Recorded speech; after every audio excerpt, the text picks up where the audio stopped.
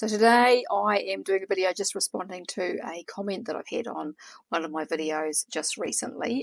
As I'm going along, I've got more and more questions and comments, and I thought maybe I might just start doing some videos responding to some of those and answering some of the questions, because it's getting harder and harder to actually manage all of the comments and questions.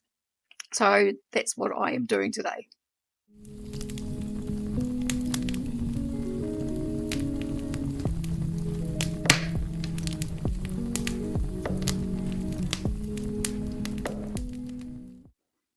Hi there, my name is Sue. If you've not visited my channel before, I've been on the carnivore diet now for about 2 years, and I've been doing videos basically since I started with this way of eating, even before that, to be honest.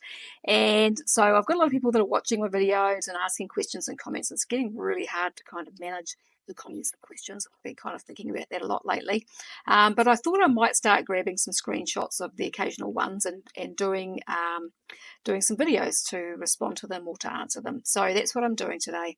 So I've got a comment that was made on one of my videos that I'm going to respond to, and I have a question as well. The comment that I am responding to today, I'll read it to you and I'll pop it up on the screen here. So it says, my warning, you will deplete some protective compounds in you, RE microbiome.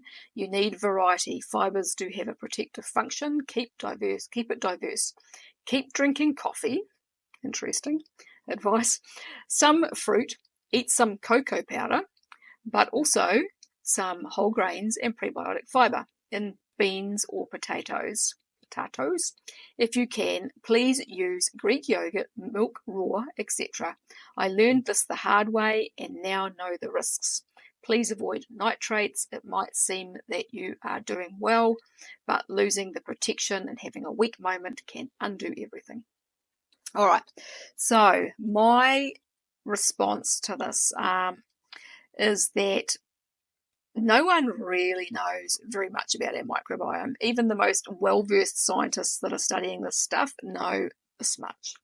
And so to assume that we actually have any understanding of how that works if we restrict foods is just a bit crazy, in my opinion. Now, the people, those who are on the carnivore diet who are eating just meat, say just meat, salt and water, I don't know how much that would be restricting their microbiome, and neither does this person who's assuming that they do know. My thoughts are that our bodies are really, really intelligent, and so are our microbiome, and so are the, all the bacteria and all the different entities that live within us are super intelligent and all work together and know how to do their stuff. Okay, so they've been doing it for a very, very long time.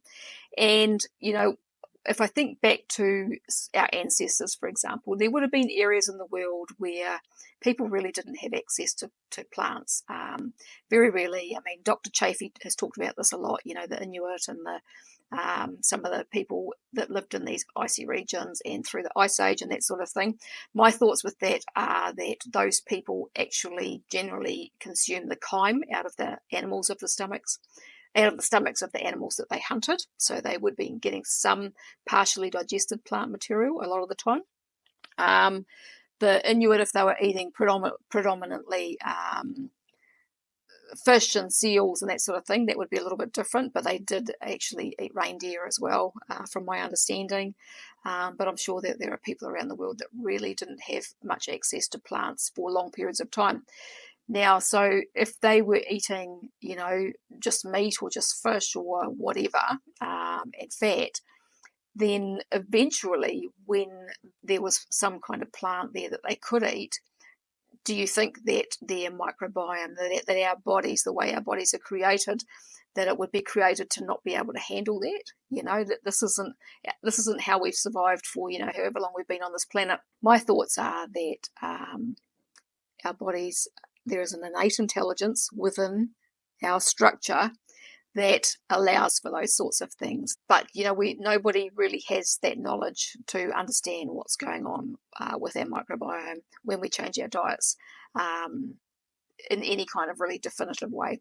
So for me, it makes sense to kind of think about the way things would have been in the past and the way that people would have eaten. I mean, if they only had access to certain things for a very long period of time, then that's the way the microbiome would change, and then it would change again once they had access to something else. And so that's just what makes sense to me. Our microbiome is probably not the same as those people's was, back then. We were obviously a lot more kind of broken and damaged and messed up after generations of, poisons and toxins and antibiotics and blinking non-steroidal anti-inflammatory drugs and all of these things that kind of destroy things, and the processed food and the chemicals in the processed foods. But my thought is that we have this innate intelligence in our bodies that knows what it's doing, and if we get out of the way, it'll just do it. And so that is my response to this person. Also, the whole drinking coffee thing, I'm not quite sure what that's about. I don't think that's good advice for anybody, to be honest. I drink decaf, but I would like not to, and I keep saying I'm going to stop because I don't actually believe coffee is good for anybody. And the other advice in here, Greek yogurt and raw milk. Yeah, if you can tolerate it. I have eaten yogurt off and on, the SIBO yogurt. If anybody's been watching my videos, I was eating SIBO yogurt and L-Reuteri yogurt for quite a lot of months last year, and it worked absolute wonders with my digestive system.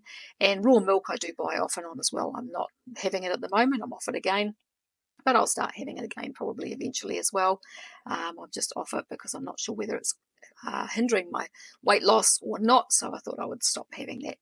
So that's the bit at the end about losing protection and having a weak moment can undo everything. I'm not quite sure what they mean by that. I generally don't have weak moments. I don't go back to standard eating of any sort, and I'm pretty good at saying no to myself, and have become pretty good at that over a lot of years of having to manage my health. So that's me. But if you've been on carnivore for a long time and you do have a weak moment, you go and grab a pizza, you're going to suffer for it afterwards, but it's not going to undo everything. It's going to cause you problems for a little bit, and then if you get back on track, then your body will adapt again. And that's just the way that it works. So the next thing that I was going to answer is actually a question, and this was from a viewer who asked me, do you eat vegetables and any fruit now, and which and how often? So this kind of goes along with this, because for me, I do eat some vegetables every now and then, and I do eat some fruit every now and then, mostly berries. So I go through stages where I do eat fermented vegetables. So I eat sauerkraut and a form of kimchi. And I just have a little bit with a meal at night time usually. I have stopped doing that at the moment because of my histamine levels were getting up again, so I've stopped it, but I will go back to them again eventually, because I do believe that my digestive system likes them. It's just the histamine side of things that gets a bit out of control every now and then.